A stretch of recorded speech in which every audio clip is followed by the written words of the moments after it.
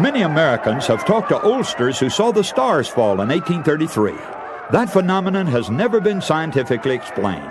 I'll be back in a moment with the amazing facts about star falls and a blood-red moon.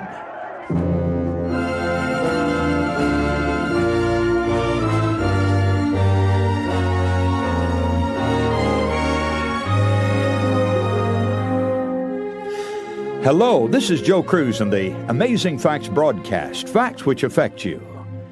In our last broadcast, we introduced a thrilling subject from the book of Revelation, the 7 horses of the apocalypse, or the 7 seals of Revelation. We discovered that these 7 pictures actually portray a perfect history of the church, from the time of the apostles right on down to the end of the world. We covered 4 of the seals on our last broadcast, and now we come to the 5th seal, described for us in Revelation 6, verses 9 to 11. And when he had opened the 5th seal, I saw under the altar the souls of them that were slain for the word of God, and for the testimony which they held. And they cried with a loud voice, saying, How long, O Lord, holy and true, dost thou not judge and avenge our blood on them that dwell on the earth? And white robes were given unto every one of them, and it was said unto them that they should rest yet for a little season, until their fellow servants also and their brethren that should be killed as they were should be fulfilled. Now here we come into a period representing the Great Reformation period, an era when the truth is vindicated in spite of the terrible persecutions that had swept away hundreds of thousands of innocent victims. Now those martyrs are recognized for their true heroism and courage. In the symbolic language of the prophecy, white robes are ascribed to them, robes of righteousness. Their fidelity to truth is now recognized as being a great mark of heroism. Just as the blood of innocent Abel was represented as crying from the ground in the book of Genesis, crying for vengeance, so here the blood of the martyrs who had died for their faith is represented as crying out also for vengeance on the persecutors. The unjust death of those Christians demanded vengeance. It was the work of the Reformation leaders and the introduction of the printing press especially, which made it possible to vindicate the multitudes who had gone down to ignominious death during the Dark Ages. Now let's be reminded right at this point that the truth was not entirely wiped out by that long period of persecution. Refugee groups fled back into the mountains and hid in the caves of the earth to preserve the true doctrines of apostolic Christianity. I believe another book of Acts could be written concerning the heroism of those persecuted minority groups who sought to preserve the purity of the gospel during times of extreme persecution.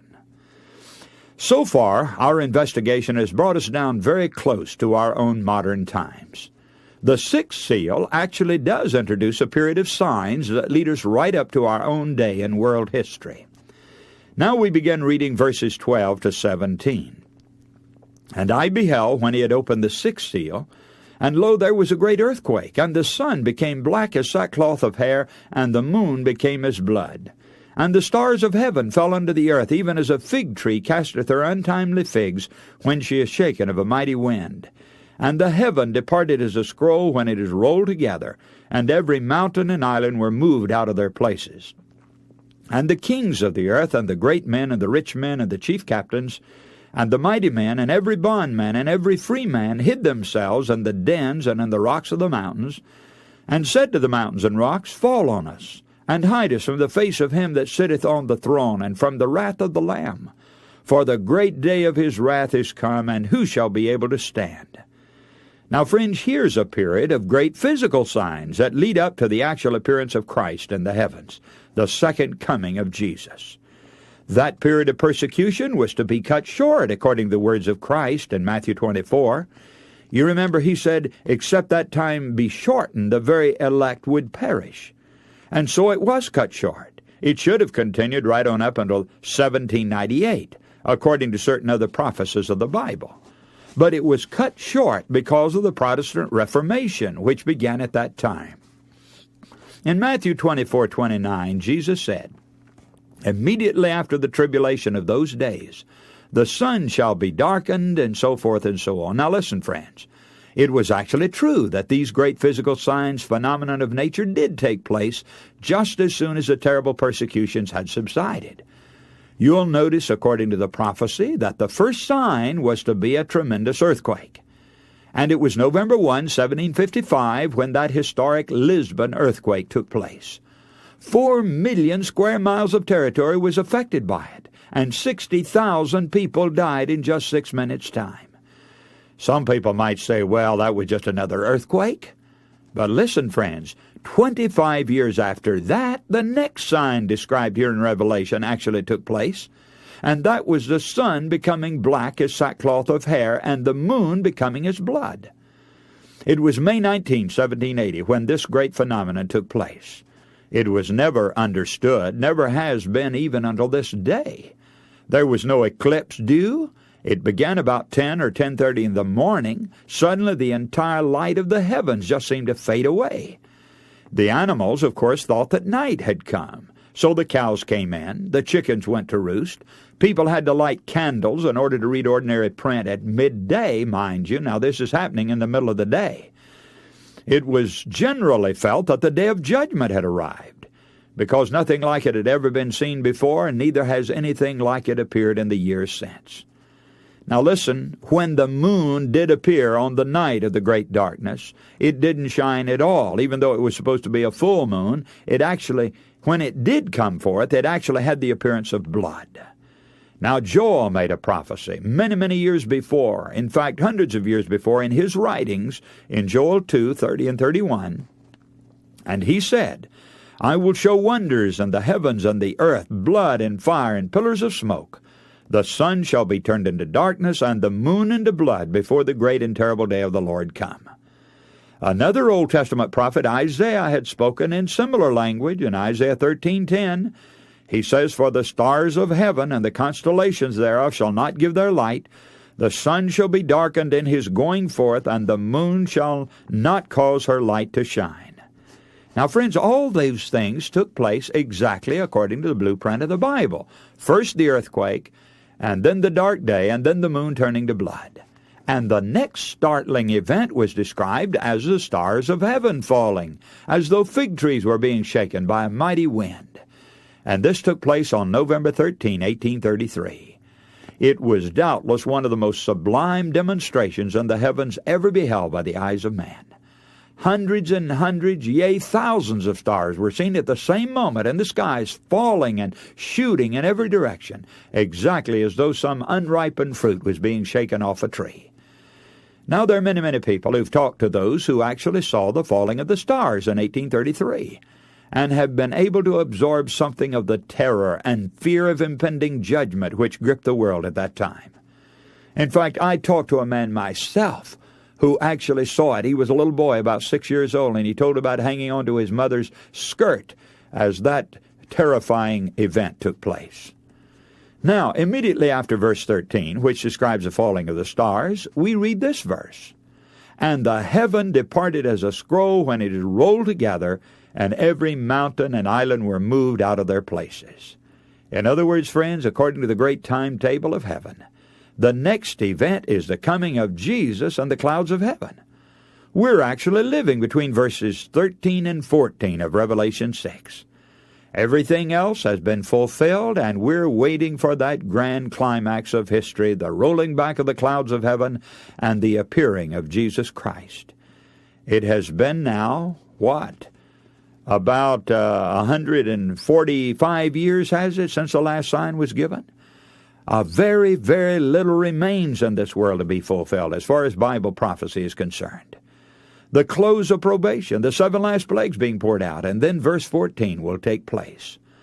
The heavens will roll back, and the mountains and islands will be moved out of their places by the great earthquake that will take place at that day, at the last day. Now, friends, there remains just one more seal to be opened, and it's revealed in Revelation 8, verse 1. The entire 7th chapter is thrown in here between the 6th and the 7th seal. And it describes a great world movement, a message that will be carried everywhere to prepare the world for the coming of Jesus. And then chapter 8, verse 1 brings the revelation of the 7th seal. And when he had opened the 7th seal, there was silence in heaven about the space of half an hour.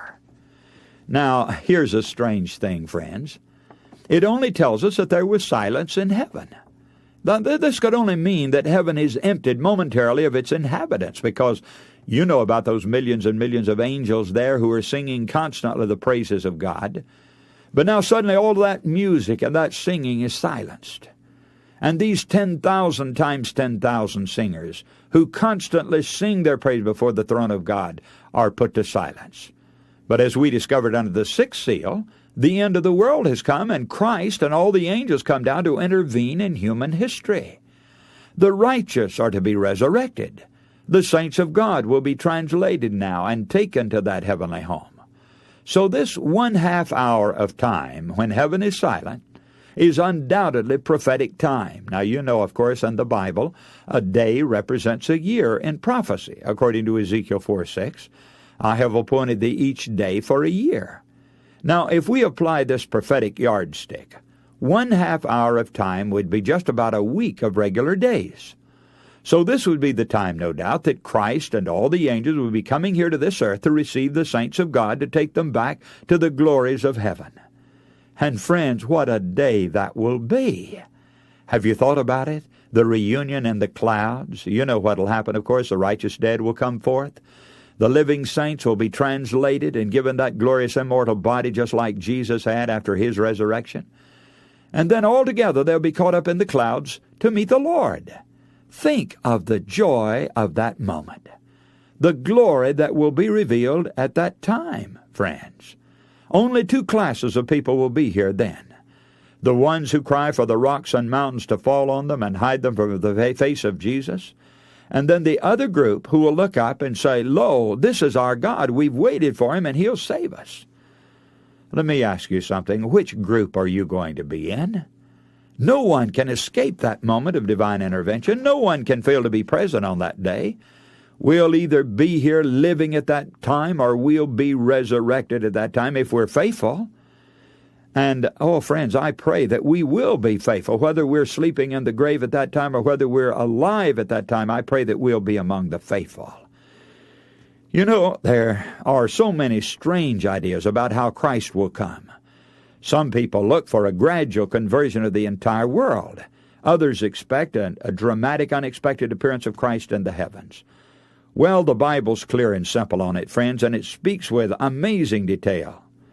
And in our information folder C entitled "It's Headed Straight Towards You," you'll be able to read the entire Bible description of this glorious event. Even if you've never studied the Bible very deeply before, this fascinating new method of searching the Scripture will make the Bible come alive for you. And by the way, after studying the folder, that is folder C, be sure to tear off and return the summary sheet in order to receive another one of the folders in the mail right away.